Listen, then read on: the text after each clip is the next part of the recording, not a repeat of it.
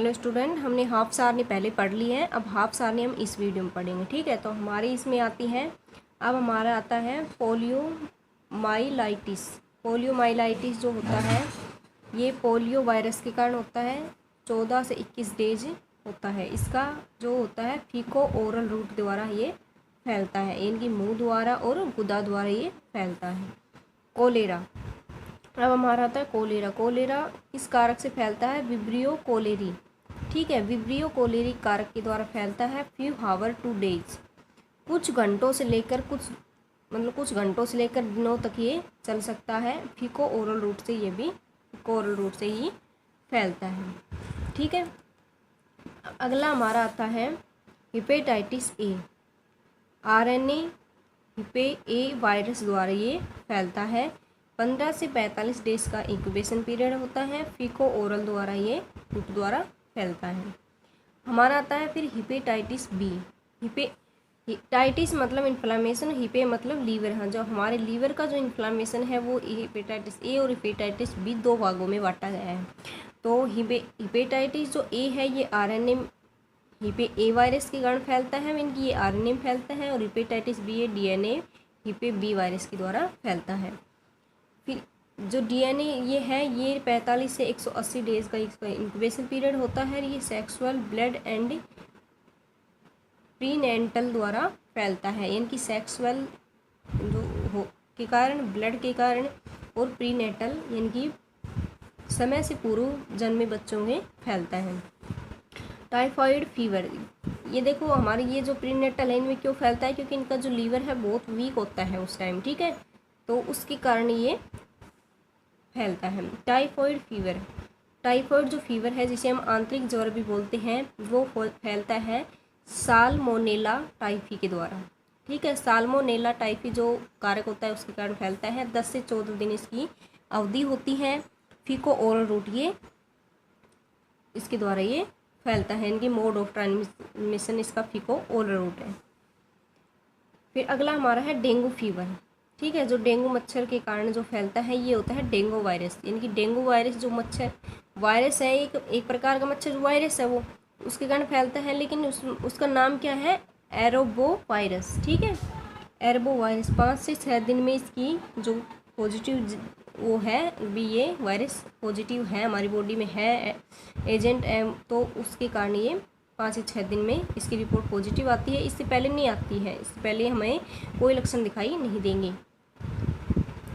ये हमारा जो है ये एडेसा टाइफी मॉस्क्यूटो। ठीक है, एडेसाइजाइटी मॉस्क्यूटो जो मच्छर है, ये मच्छर का नाम है, उस मच्छर के कारण ये फैलता है। फिर हमारा आता है मलेरिया। मलेरिया होता है प्लाज्मोडियम पैरासाइट। ठीक है, इनकी जो परजीवी द्वारा फैलता है, प्लाज्मोडियम पैरासाइट के द्वारा फैलता है। डिपेंडेंस ऑफ पैरासाइट्स, यानी कि पैरासाइट्स के ऊपर डिपेंड रहता है ये। ठीक है, इनकी जितनी मात्रा में भी काटेंगे उस हिसाब से उतनी मात्रा का वो उतने हिसाब से इसकी अवधि होती है। एनोफ्लीज मस्क्यूटो, यानी कि मस्क्यूटो मतलब मच्छर। एनाफ्लीज, इसमें एनाफ्लीज फीमेल जो मच्छर है, मादा मच्छर है। एनाफ्लीज फीमेल मॉस्क्यूटो, यानी कि मादा मच्छर द्वारा ये फैलता है। अब हमारा आता है जापान से एनसीफिलाइटिस, यानी कि जो जापान जो हाथी पाँव जो एक बीमारी होती है, जो हमारी हाथ मतलब पैरों के पैर सूज जाते हैं, तो ये उसके कारण है, उसे हम जापानसिस एनसीफिलाइटिस बोलते हैं। इसका जो कारक है वो है ग्रुप बी एरिबो वायरस। ठीक है, एरिबो यानी कि डेंगू के जो कुछ मच्छर होते हैं, उस ग्रुप बी के जो मच्छर होते हैं वो इसकी 4 से 14 दिन इंक्यूबेशन पीरियड होता है। और ये होता है क्लैक्स मॉस्क्यूटो। ठीक है, इस मच्छर का नाम है। फिर हमारा आता है टिटनेस, जिसे हम टीटी का इंजेक्शन लगवाते हैं टिटनेस से बचने के लिए, वो टिटनेस होता है ये होता है क्लोस्ट्रीडियम टिटनी।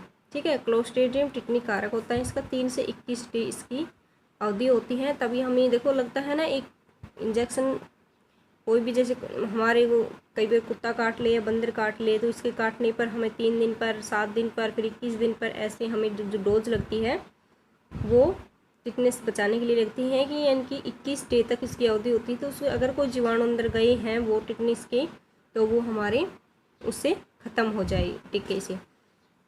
ये होता है थ्रोट वाउंड्स, इनकी घाव, कट्स एंड सोइल्स, ठीक है, कट लगने पर एंड स्वेलिंग आने पर।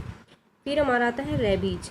रेबीज है जो रेबीज कुत्ता के काटने पर होता है। टिटनेस होता है जो लोहे की कुछ कट वगैरह लग जाने से, उनके कारण से टिटनेस होता है। रेबीज कुत्ते के काटने, स्पेशल कुत्ते काटने पर होता है। लाइसा वायरस टाइफी फर्स्ट, ठीक है, रेबीज होता है लाइसा वायरस टाइफी फर्स्ट के कारण होता है। मंथ टू ईयर, यानी कि महीनों से लेकर 1 साल तक इसकी अवधि होती है। उससे पहले का लक्षण हमें दिखाई दे भी सकते हैं, नहीं भी दे सकते, लेकिन उसके बाद हमें पॉजिटिव आएगा कि हाँ भाई रेबीज से ग्रसित एक पेशेंट हो गया। ये होता है throat infected animals like dogs. 90% तो हमें डॉग की वजह से ये खतरा होता है रेबीज का, ठीक है। और फिर मंकी एंड अदर, मंकी हो सकता है या कुछ अन्य जानवर जो हमें काट सकते हैं, जो इन्फेक्टेड एनिमल्स होते हैं वो काट सकते हैं, उसके कारण होता है, ठीक है। तो हमने इस सारणी को कंप्लीट पढ़ लिया है। अब हम इन सारणी को अगले जब एक वीडियो डालेंगे तो उसमें हम सारे जो ये हैं इनके क्वेश्चन डालेंगे भी, कौन सा किस, इनका इंक्यूबेशन पीरियड क्या है भाई, इसका कारक क्या है, इसका जो डिजीज़ है ये डिजीज़ किस कारण से फैलती है, इस तरह के हम क्वेश्चन बनाएंगे। तो अगले वीडियो में हम क्वेश्चन डालेंगे, ठीक है।